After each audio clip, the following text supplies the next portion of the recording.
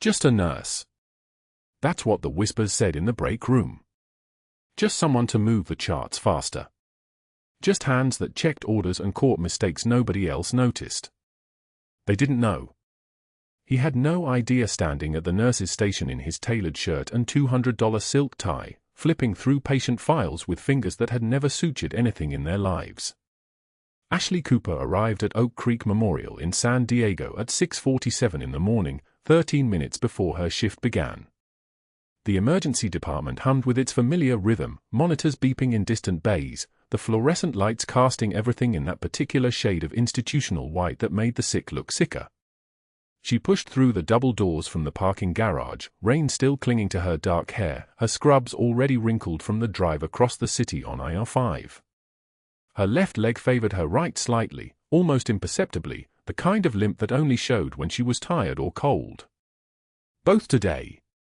The break room smelled like burnt coffee and someone's microwaved breakfast. She hung her jacket, navy blue, unremarkable, the kind 100 other nurses wore, on the hook behind the door.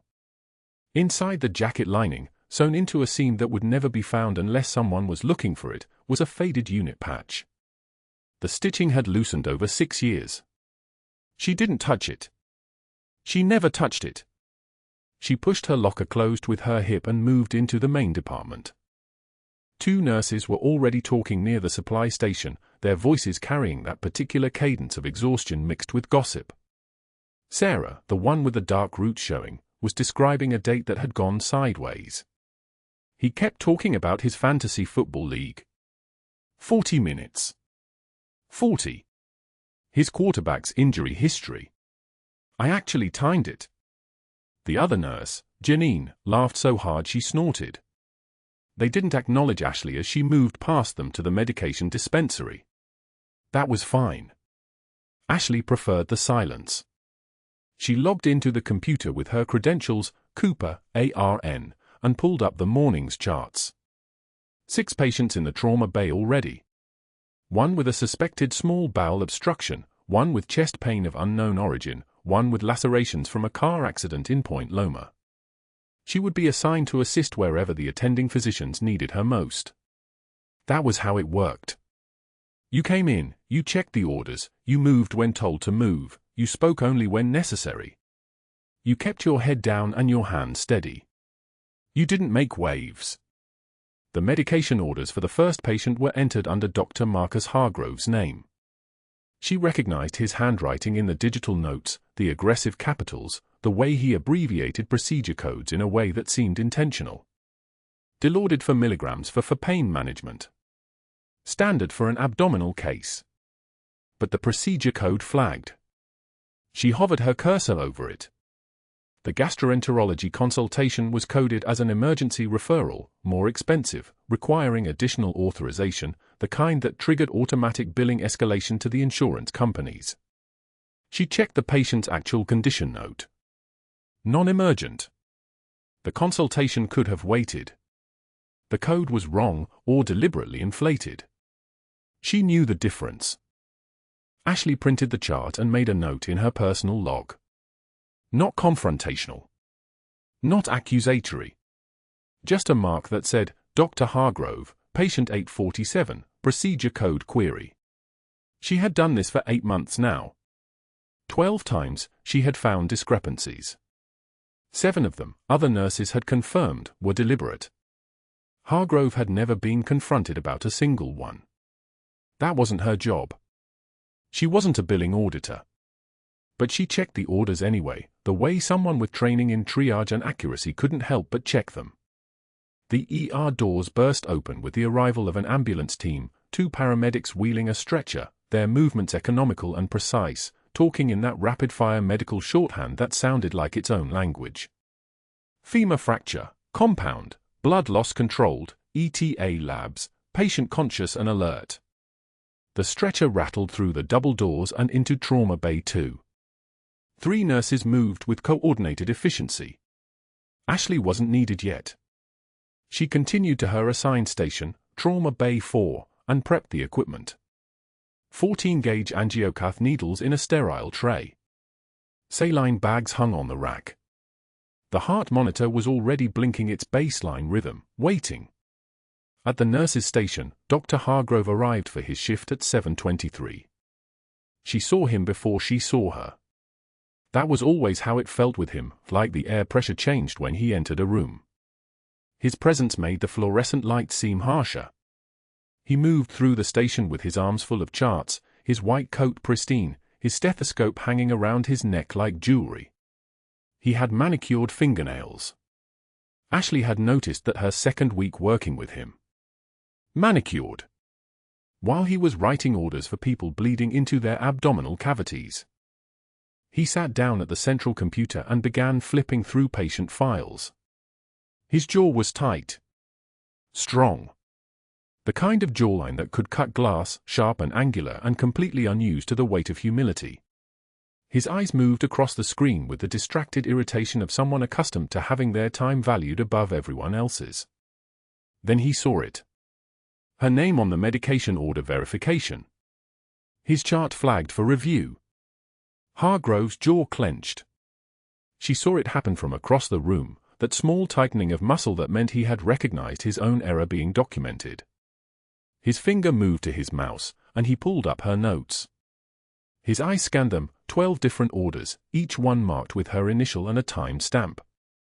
Each one a potential problem with his billing codes. Each one a small, silent accusation delivered in the form of accurate documentation. He closed the chart with a snap. Sharp enough that Janine looked up from her desk. Sharp enough that Sarah stopped talking about her date for half a second.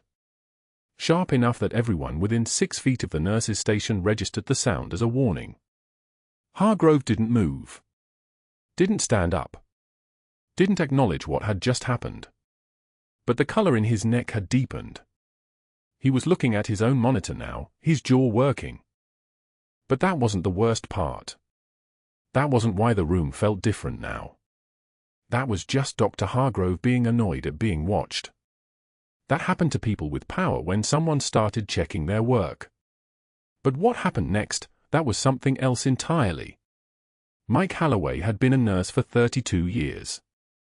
He had worked in emergency departments from San Diego to Seattle, had seen 3 wars from the civilian side of triage, had trained younger nurses in the kind of precision that came from watching things go very wrong very quickly.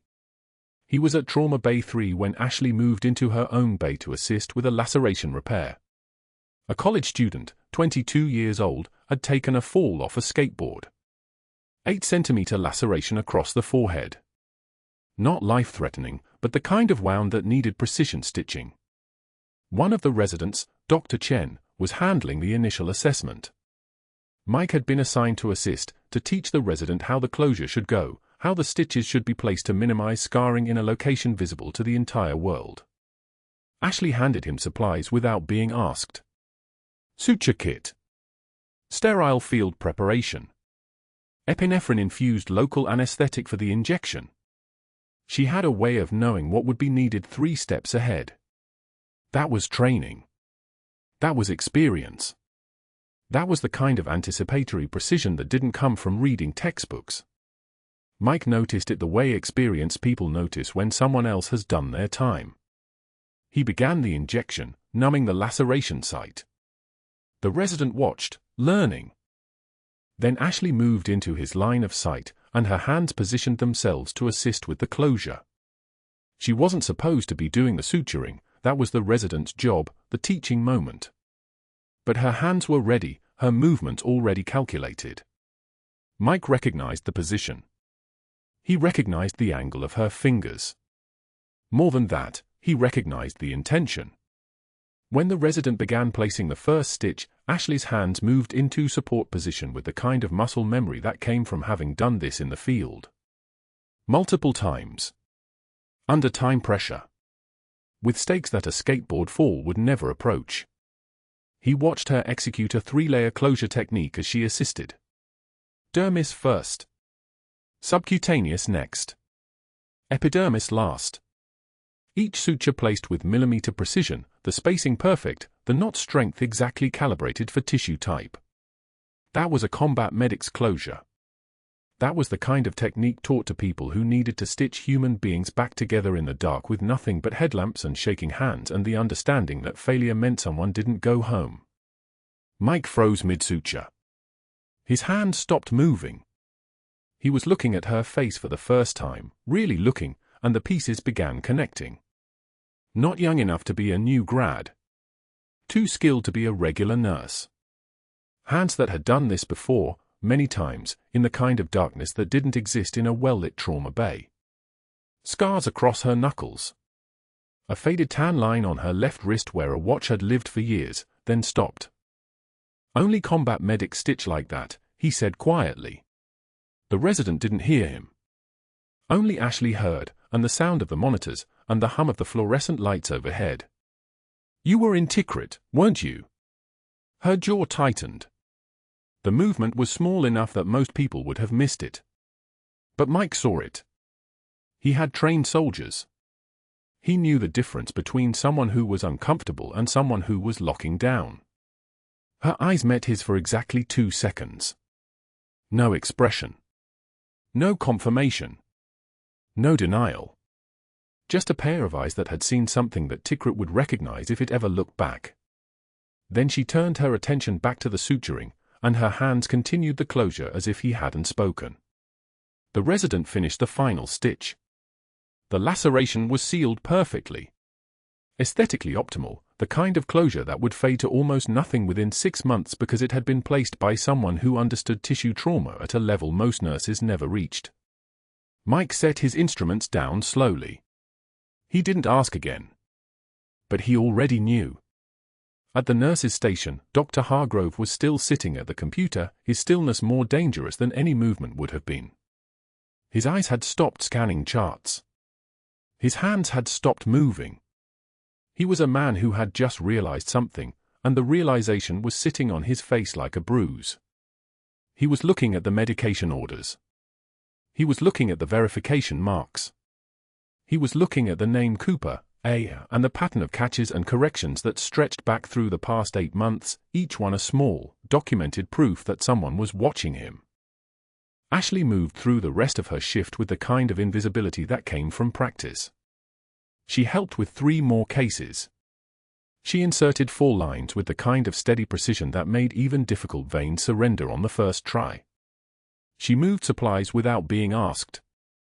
She checked monitors. She updated charts. She was efficient. She was competent. She was unremarkable. No one watching her would have guessed that she had once led a team of 4 across 12 kilometers of hostile terrain in a place where the sun burned hot enough to make the air shimmer. No one watching her would have known that her hands had held tourniquet bands and pressure dressings and the hands of soldiers who didn't make it home. Hargrove never approached her. But she felt the weight of his attention like pressure in the room. He was thinking. He was calculating. He was understanding for the first time that the quiet nurse who moved through the department without complaint was not someone to be dismissed. She was a problem. The question, from his perspective, was what kind of problem, and whether it could be solved before it became something that required actual consequences. And that's when the real nightmare began. Not the kind with obvious threats. The kind with calculated patience. During morning rounds, Dr. Hargrove positions himself at the center of the assembled group, 6 residents, 4 nurses, a med student trembling with note-taking anxiety. The monitors hum their steady rhythm around him. He glances at Ashley and his mouth curves into something that isn't quite a smile.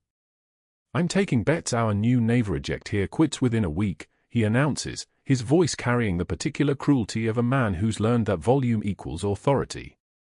She's got that 1,000-yard stare thing going. Probably can't handle real medicine. Laughter ripples through the group like a shock wave. The residents laugh first, sharp and quick, followed by the med student. One of the senior nurses forces a tight smile. The sound is the worst kind, not angry, but dismissive. The sound that says she doesn't matter enough to take seriously. Ashley stands with a patient chart pressed against her chest, her scrub still crisp at 7:15 a.m. She takes one measured breath through her nose. Her knuckles go white on the clipboard. She doesn't look at Hargrove. She looks at the patient monitor behind him, reading the vital signs like they're written in a language only she understands. Her jaw tightens. 1 millimeter. Barely visible. But it's there. She says nothing. Hargrove watches her face for a reaction, a flinch, a tremor, some small crack in her composure that would give him the satisfaction of knowing he's landed a blow. Instead, he gets silence. Perfect, infuriating silence. Her eyes don't even move to meet his. The residents exchange glances, uncertain whether the show is over, whether they should keep laughing. That's what I thought, Hargrove says, turning away as if he's won something. Let's move. The group disperses. Ashley remains motionless for 3 more seconds, then follows them into the next patient room, her movements precise as surgical instruments. That afternoon, the cafeteria sits 3/4 empty. It's 1:27 p.m., between the lunch rush and the dinner prep. Ashley carries a tray with a bowl of tomato soup, saltine crackers arranged in a careful line, a cup of water with ice that clinked when she filled it. She chooses a table in the corner, her back to the wall, a habit so ingrained she doesn't think about it anymore. Hargrove walks past. He's dressed in his white coat, stethoscope draped around his neck like a trophy, an energy drink in his left hand. He pauses. 3 seconds. Just enough time for Ashley to notice him in her peripheral vision. Then he moves. His right hand sweeps across the corner of her tray with the casual precision of someone who knows exactly what he's doing. The bowl launches upward, arcs through the air, and crashes onto her lap and the tile floor simultaneously. Tomato soup explodes across her blue scrubs like a wound. It soaks into the fabric, drips down her legs, pools on the tiles in a spreading red stain. The cafeteria goes silent. The fluorescent lights hum louder now, or maybe that's just what silence sounds like. Hargrove smirks down at her, his expression the color of satisfaction. Oops. Better clean that up, charity case. Ashley sits motionless for exactly 2 seconds. Then she stands. Slowly. Deliberately. Soup drips from her sleeves like something is bleeding out of her. She meets his eyes without blinking. 1 tear slides down her left cheek, not from sadness, but from the effort of restraint. The kind of tear that comes from holding something back so hard it has to find a release somewhere. She wipes it away with the back of her hand. Her voice emerges quiet enough that only he can hear it, cold enough to frost glass. I've cleaned up bigger messes than you, doctor. Soup is easy. She turns and walks to the kitchen area, leaving him standing there. The other nurses stare at their shoes. A resident pretends to study his phone. Hargrove's face darkens, not with shame, but with the fury of a man who's been denied the reaction he purchased with his cruelty. He walks out of the cafeteria, his movements sharp and controlled. 2 days later, during evening rounds, Ashley reviews a patient's chart in room for 12, a 67-year-old man with pneumonia, 2 days into recovery, oxygen saturation at 91% on 2 liters nasal cannula. The patient's breathing sounds rattled, his color pale. She checks the discharge orders Hargrove signed that morning, cleared to go home. She finds Hargrove in his office and knocks twice on the open door. Doctor, this is the patient in for 12. His O2 sat was 91 when I checked vitals 20 minutes ago. I'm concerned about the discharge order. His oxygen has been borderline since admission. Hargrove looks up from his computer. His expression doesn't change. He stands, takes the chart from her hands without responding, and holds it for exactly 1 second. Then he hurls it at her feet. The chart explodes. Papers scatter across the tile floor like debris from an accident. Pick that up, sweetheart, he says, his voice smooth as oil. And next time, keep your opinions to yourself unless you magically grew a medical degree overnight. He walks past her, close enough that his shoulder brushes hers. Not an accident. A message written in proximity. The other nurses stare at their shoes. The resident studying the vital signs monitor makes a small sound in his throat, something between acknowledgement and discomfort. Ashley kneels, gathering papers with mechanical precision. Her hands are perfectly steady. Not shaking. Not trembling. Just moving, one page at a time, collecting the scattered remains of his anger. She stands, hands him the reassembled chart, and says nothing. But that wasn't the worst part. That night, Hargrove sits in his Mercedes in the parking garage at Oak Creek Memorial, the interior smelling of leather and the faint chemical tang of air freshener. He scrolls through Ashley's personnel file on his phone. He'd sweet-talked a favor out of the HR director 2 weeks ago, some whispered conversation about due diligence on new hires. The file contains everything: her social security number, her previous hospitals, her reference contacts. He finds her reference numbers from 3 previous facilities and saves them to his contacts. MedTech Solutions LLC, the company that owns the surgical supply contracts he's personally negotiated, has been funneling him $40,000 a month for the past 18 months. Procedure code inflation. Unnecessary surgical equipment. All carefully documented in systems that he helps audit. Ashley's already flagged 3 of his codes this week. He makes a call. The phone rings twice before Marcus Bennett answers. Bennett sits on the hospital board of directors, and more importantly, he's borrowed $75,000 from Hargrove in the form of consulting fees for work that was never performed. Bennett owes him more than money. "We might have a compliance problem," Hargrove says quietly. "Our new nurse, the one I mentioned. She's flagging procedure codes. Questioning clinical decisions. I think she might be unstable." Bennett's voice comes back cautious. "What kind of unstable?" "The kind that makes people nervous about what she'll report. The kind that questions whether she's really qualified to work here." A pause. Bennett understands. Bennett has always understood.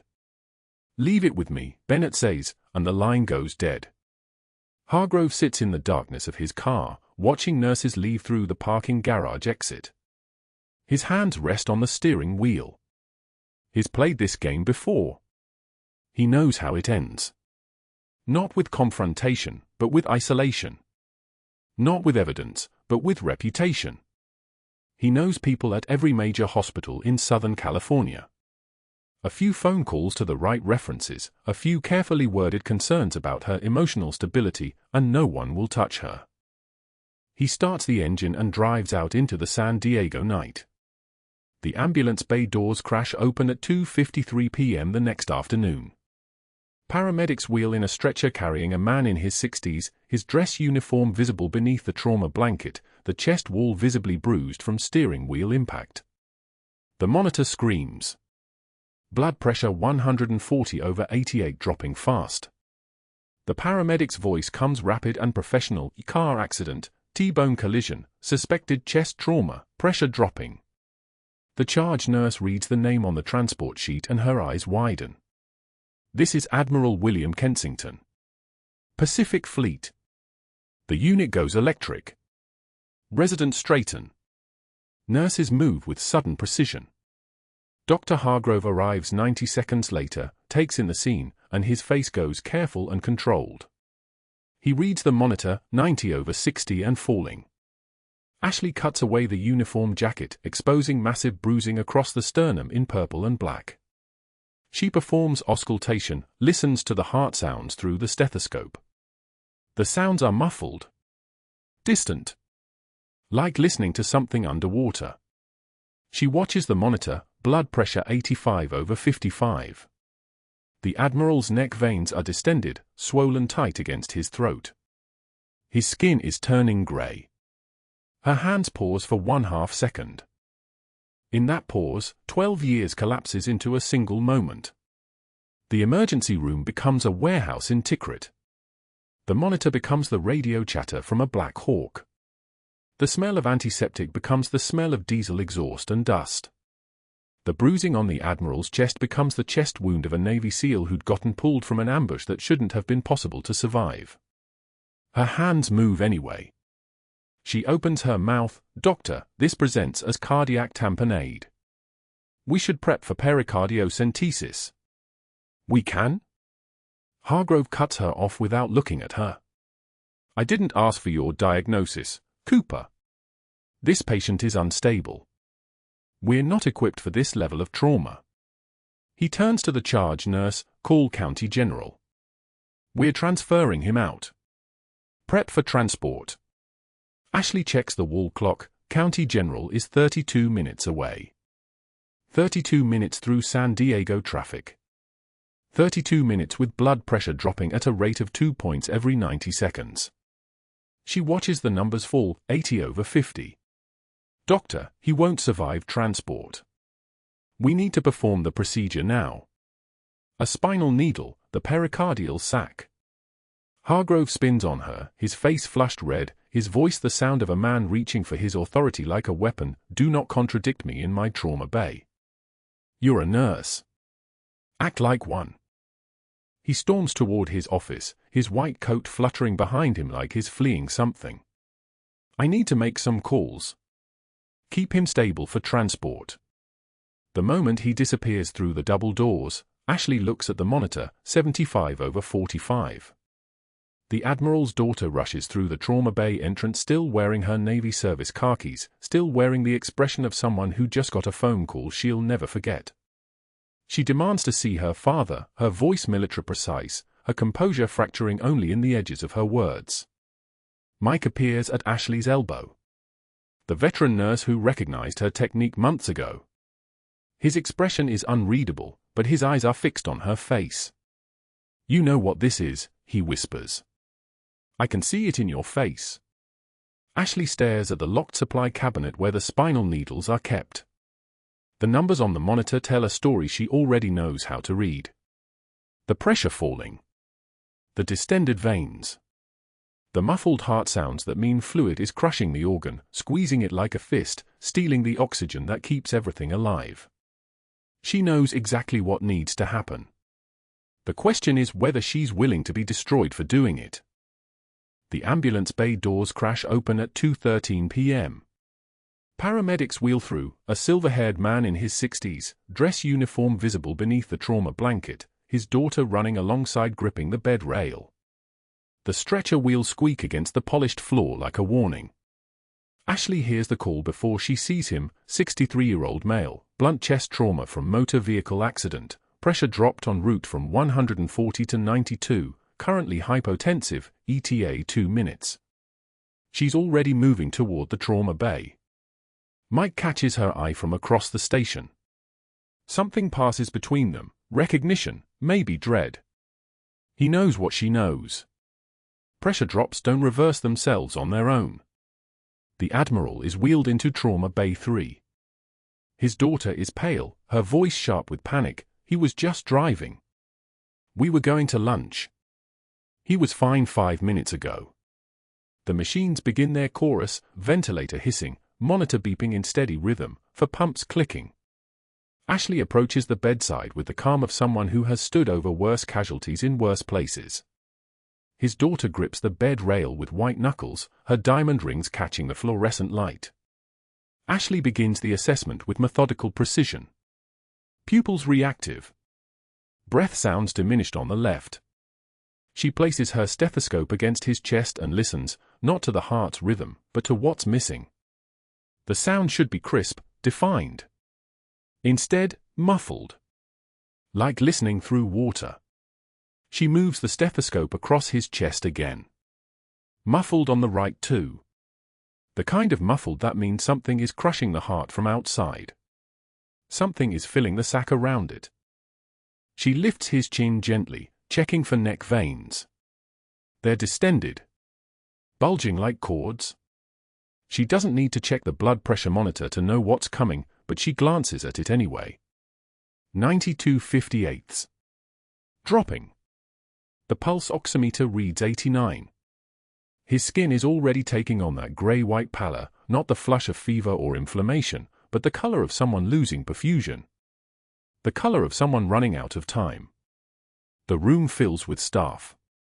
A respiratory tech intubates him with practiced efficiency, the endotracheal tube sliding past vocal cords, the ventilator taking over his breathing with mechanical precision.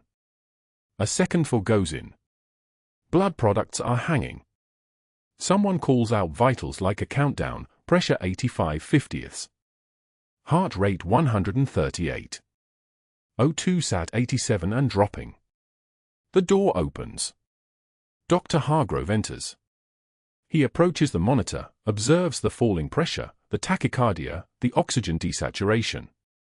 His face goes still in a way that tells Ashley everything. He's recognized it too. He stands there for exactly 5 seconds of perfect silence while the machines scream around him. Then his shoulders relax. Not with relief. With decision. "This patient is too unstable for our facility," he says, his voice carrying the measured tone of someone announcing something inevitable. "We need to transfer to UCSD Medical. Level 1 Trauma Center. They have extracorporeal support. They have the capacity for this." He turns to the nurse manager, "Get transport on the line. Life flight is unavailable." Someone shakes their head. "Ground transport then." ETA. 30 minutes minimum. Traffic on I-5 is 30 minutes, Hargrove repeats. He nods as if confirming something he already knew. As if 30 minutes is exactly what he wanted to hear. He pulls out his phone. "I need to coordinate with their attending. And I'm calling the board about the transfer." He steps into the hallway, phone already pressed to his ear, his voice dropping to a murmur Ashley can't quite hear. But she watches his face through the window. She watches him speak in that low, careful tone. She sees one of the board members answer, and Hargrove's shoulders drop slightly, relief or satisfaction, she can't tell. She catches fragments, situation, discrepancies, patient safety incident, handle it immediately. The phone call ends. Hargrove stands there for a moment, staring at nothing. Then he makes another call. To who, Ashley doesn't know yet. She turns back to the bedside. The Admiral's pressure is now 78/40 seconds. His daughter is standing frozen, watching her father's color drain like someone pulling a plug. "He's going to be okay, right?" she whispers.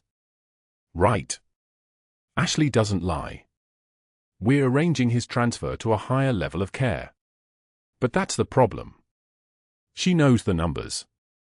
She's calculated them the way she calculated casualty probabilities in Tikrit, the same clinical math that kept people alive when supplies were limited and help was 40 kilometers away. Cardiac tamponade with pressure dropping like this. 30 minutes in an ambulance on the 5 freeway. Losing a percentage point every 5 minutes. The math doesn't work. She hears her father's voice from her training days, his hand steady as he worked. "You can't save everyone with transport time. You work with what you have." Her hands, her equipment, what's in front of her. Ashley stands at the bedside. The Admiral's pressure is 75/40 now. The monitor shows a heart rate of 146. O2 sat at 84. His daughter has stopped asking questions. She's just watching, her hand still gripping the rail, waiting for someone to tell her to hope or to despair. Mike appears at the door to the trauma bay. He looks at the monitor, then at Ashley. He's read the numbers too.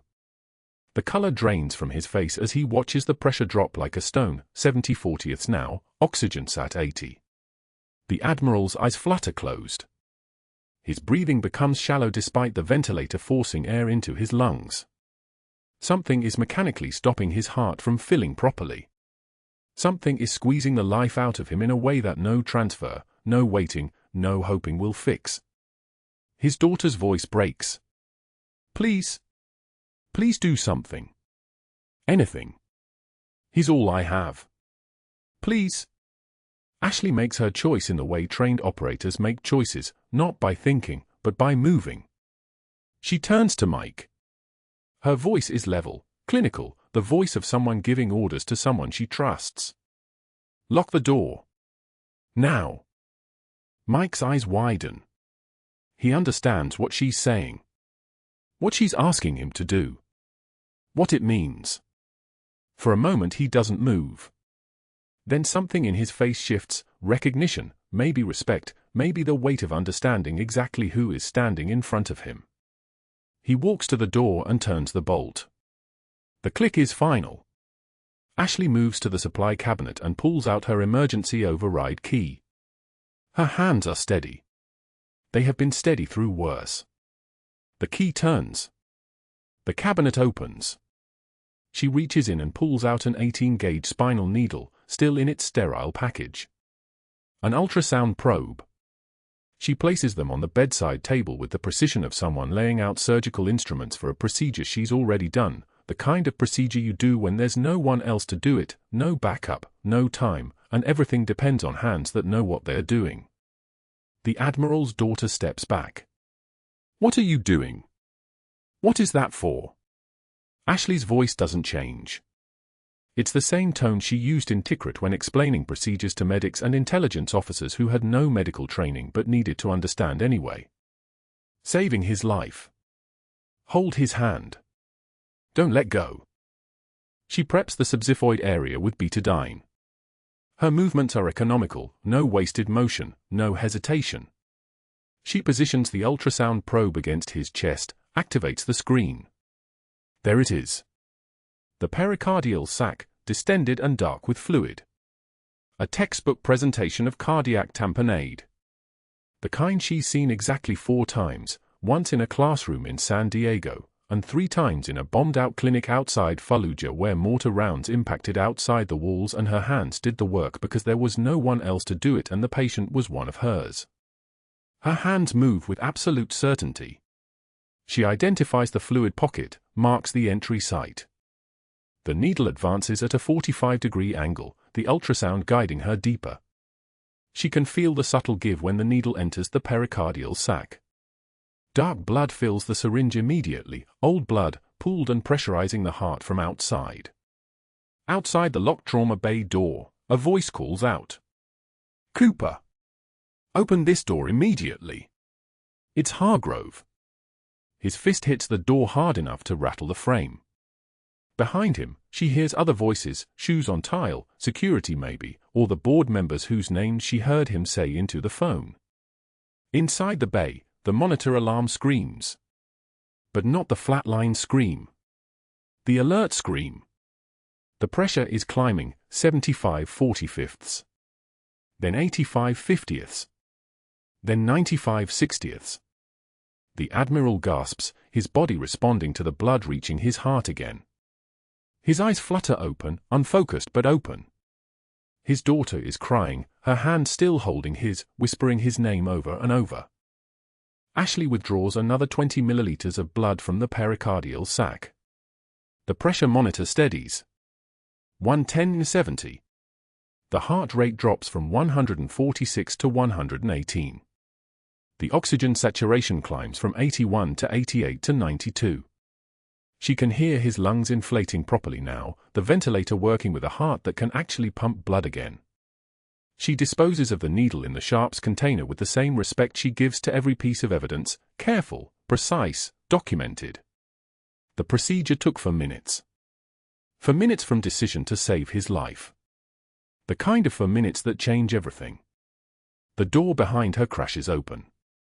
Hargrove stands in the frame, flanked by 2 men in suits that cost more than Ashley makes in 2 months. His face goes white when he sees the Admiral's pressure on the monitor. 110/70. Stable. Climbing. The room goes so quiet you could hear the fluorescent lights hum. The monitor climbed. 75. 82. 88. Stable. Ashley kept her hand steady on the syringe, the dark blood already drawn into the chamber, the needle still in the pericardial sac. Around her, the trauma bay had gone silent except for the ventilator's mechanical wheeze and the steady beep of a heart finding its rhythm again. The Admiral's pressure had stabilized at 106/70. Normal. Impossible. But there. She didn't move. Not yet. The needle stayed exactly where it was, steady as a surgical laser, because premature removal meant tamponade could redevelop in seconds. His neck veins had already begun to flatten. The muffled heart sounds were sharpening into distinct S1, S2 patterns. Muscle memory had taken over, the same muscle memory that had kept 4 wounded officers alive in a burning Humvee 6 years ago when the Pentagon thought she was just another contractor being extracted. She'd learned this procedure in a mobile surgical unit under fire, learning it the way soldiers learn: survive first, debrief later, never speak of it again. The Admiral's oxygen sat at 94% now. His heart rate had dropped from 140 to 104. The fluid around his heart that had been compressing it into silence was gone, drawn into a syringe, viscous and dark as motor oil. She'd done it in 4 minutes. She'd done it without asking permission because there was no time for permission, no time for hierarchy, no time for anything except the fact that a man was dying and she was the only one who knew how to stop it. That was when the trauma bay door swung open. Dr. Hargrove entered first, his jaw clenched so tight you could see the muscle flex beneath his skin. Behind him came 2 men in charcoal suits, board members. She recognized them from the hospital directory photos on her first day. The thin one was Brennan. The woman was Chen. Neither of them looked at the Admiral. Both looked at Ashley. Hargrove's eyes locked onto hers and didn't break contact. His face had gone a shade of purple that suggested his blood pressure was probably exceeding safe limits. He took 3 steps into the room, and his voice, when it came, was quiet. Controlled. Which made it worse. What did you do? Ashley didn't flinch. She kept one hand on the needle hub, watching the monitor. Pericardiocentesis. Cardiac tamponade. Pressure was dropping. He was coding. He's stable now. Brennan stepped forward with a tablet already open, the document glowing on his screen like an accusation. That procedure is far beyond nursing scope of practice. His voice had the texture of a lawsuit already drafted. This is grounds for immediate termination and license review. You performed an invasive surgical procedure without physician supervision, Hargrove said, each word separated and distinct, like nails being hammered into wood. Without consent. Without authorization. Security. He didn't raise his voice. Didn't need to. Escort her out. Cooper, you're suspended pending investigation. The Admiral's daughter, standing at the bedside, moved forward. She saved his life. Look at his vitals. Look at him breathing. Chen cut her off with the precision of a guillotine. We understand you're emotional. Protocols exist for patient safety. This nurse's reckless actions could have killed him. Mike appeared in the doorway then, the grizzled veteran nurse, his presence filling the space like a bulldozer. I witnessed the entire procedure. Textbook perfect. Sir, he had minutes to live. This was the only intervention that was going to. Hargrove's hand came up. Security. Now. The guards were already moving. Both of them. Young men in grey uniforms with expressions that suggested they'd been told this was routine. One of them reached for Ashley's badge, the plastic ID dangling from her neck on a blue lanyard. She unpinned it and handed it to him without resistance. Resistance would give Hargrove the narrative he needed. Compliance was the only power she had left. As the guards moved her toward the door, Hargrove was already walking to the nurse's station, already pulling her personnel file from the cabinet, already photographing the reference numbers with his phone. For phone numbers. For hospitals scattered across San Diego County. For places that would never hire her again after he was finished. He stepped into the hallway and made the first call before the elevator doors even closed on Ashley and the guards. Yes, this is Dr. Hargrove from Oak Creek Memorial. I'm calling about a former employee, Ashley Cooper. We had an incident today. Some concerning instability. Emotional volatility. She overstepped her scope of practice in a way that could have been catastrophic. I thought you should know before she tries to return to your facility. The second call came 30 seconds after the first. Same script. Different hospital. Different skepticism in the voices on the other end, but the seed was planted. The third call carried a note of urgency, pattern of behavior. Reckless decision-making.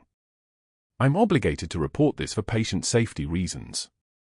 The fourth call was the softest. The most dangerous. I'm not trying to ruin her career.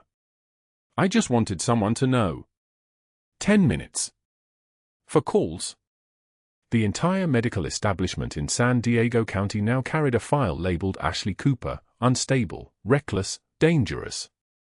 Back in the trauma bay, Hargrove found the security camera mounted in the upper corner, the small black dome that had recorded every second of the pericardiocentesis, every second of the Admiral's vital signs climbing back to life, every second of Hargrove's absence while a nurse had done what a doctor should have done. He paged IT immediately. I need footage from Trauma 2 deleted. Patient privacy issue. Do it now. In the IT office 7 floors down, a Marine Corps veteran named Rodriguez saw the request come through his computer screen. He'd worked in the hospital's technology department for 3 years, ever since leaving the 2nd Battalion, 1st Marines. He knew what requests for deletion meant. He'd seen it before, a detective asking for security footage from the parking garage to disappear, a supervisor requesting records of a harassment complaint be removed from the system.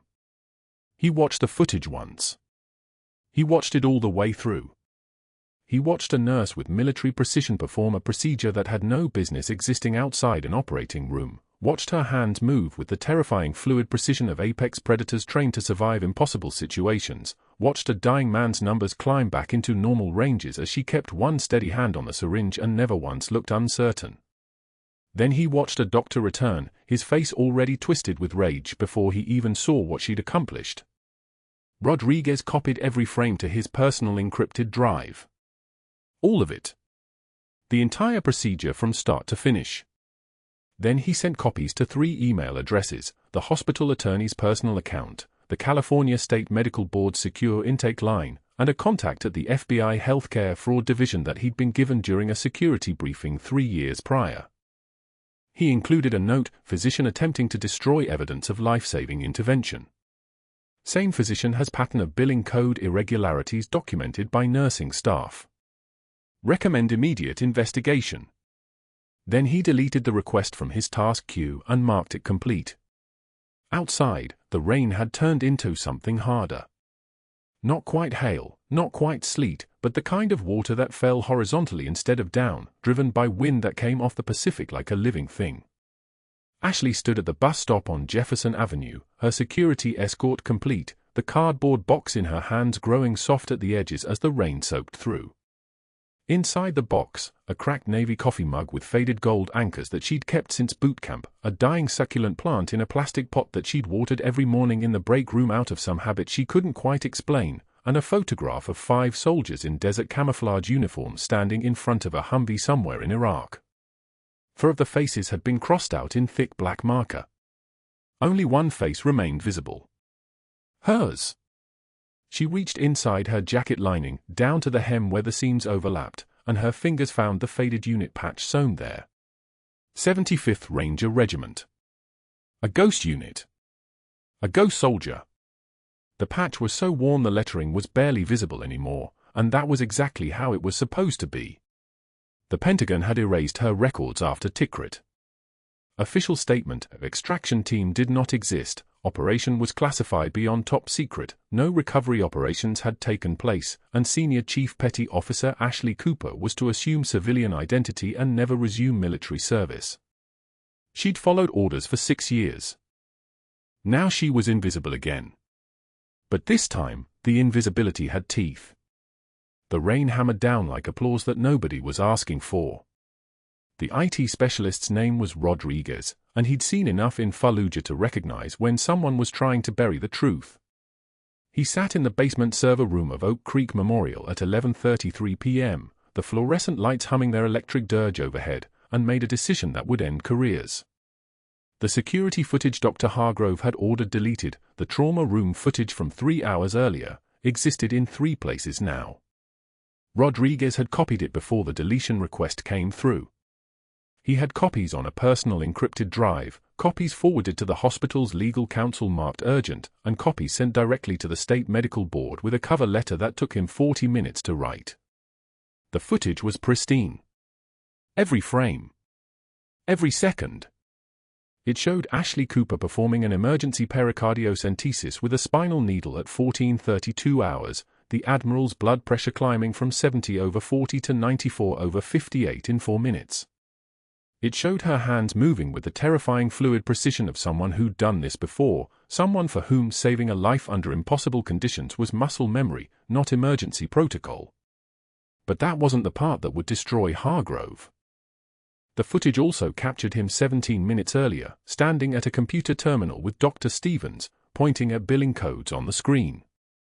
His voice, caught by the room's audio system, was unmistakable. Routine laceration becomes complex closure.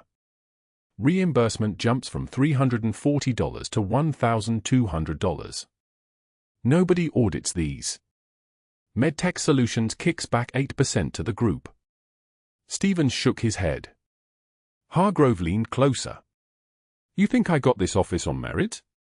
You think the hospital bought me that office furniture? This is how it works. Everyone wins. Rodriguez sent the files at midnight and went home. He didn't sleep. By 6:36 a.m., the FBI had already obtained a federal warrant. Special Agents Chen and Morrison arrived at Oak Creek Memorial at 7:15 a.m. with 2 uniformed officers and the kind of quiet authority that made security guards step aside without asking questions. Dr. Hargrove was finishing rounds in the ICU, reviewing a patient's medication chart, when he saw them walking toward him. His face didn't change. That was his mistake, a moment of perfect composure that would later be characterized as consciousness of guilt. Dr. Hargrove, Agent Chen said. We need to speak with you privately. They used the conference room on the 3rd floor. The Admiral could hear the commotion from his ICU bed, though he couldn't see what was happening. By 7:43 a.m., every physician in the hospital knew something catastrophic had occurred.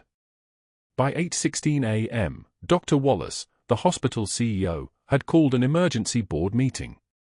By 8:15 a.m., Hargrove's hands were behind his back, bound by handcuffs that clicked with the finality of closing arguments.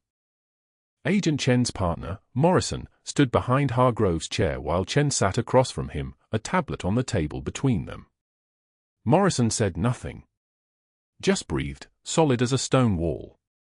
An IT specialist at this hospital, Chen began, a Marine Corps veteran named Rodriguez, preserved security footage you attempted to have deleted. That footage shows Senior Chief Cooper performing a life-saving emergency procedure. It also captured you, 17 minutes earlier, coaching Dr. Stevens on how to upcode a routine procedure to maximize insurance reimbursement. Hargrove's jaw tightened. Not much. A professional clench. I want my attorney. Chen pulled up a frozen frame on the tablet. Hargrove's finger pointing at billing codes. His mouth open mid-sentence. Unmistakable. We've been investigating MedTech Solutions LLC for 8 months, Chen continued, as if Hargrove hadn't spoken. Your supply company has been filing fraudulent claims across 4 hospitals in Southern California. The footage Rodriguez provided gave us probable cause for a full audit. We found $847,000 in falsified claims across Oak Creek alone. That's 23 separate infractions. That's federal healthcare fraud. Morrison stepped forward and placed the handcuffs on the table. Cold metal against the polished wood. Dr. Wallace entered the room at 8:32 a.m., his face the color of old concrete. The board of directors held an emergency meeting 1 hour ago, he said. His voice shook with rage barely contained. Mr. Brennan and Ms. Chen have resigned rather than face federal investigation. Their financial ties to your company are now under review. Your hospital privileges are permanently revoked. Your employment is terminated effective immediately. Hargrove's composure fractured. Just slightly. A twitch at the corner of his mouth. This is insane. I'm the chief of emergency medicine. I have patients. You have the right to remain silent, Morrison said, and the handcuffs closed around Hargrove's wrists with a sound like a door slamming shut. The hospital fell silent. Not the silence of peace. The silence of a foundation giving way. As security escorted Hargrove from the conference room, different guards this time, young officers who looked ashamed to make eye contact. His phone buzzed repeatedly on the table. Calls from his attorney, his accountant, his wife.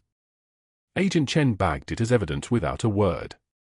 The phone kept buzzing even as it disappeared into an evidence bag, like a ghost trying to contact the living. Mike, the veteran nurse, stood in the hallway outside the Admiral's room with Rodriguez, the IT tech.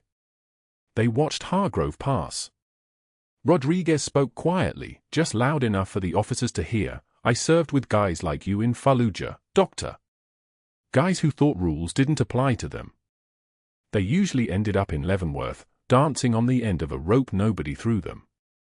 The Admiral's voice cut through the chaos. "Wait." Everyone stopped. The officers. Hargrove. All motion ceased. The Admiral struggled to sit straighter in his hospital bed, his chest still bandaged, but his eyes sharp and clear and full of something that looked like thunder.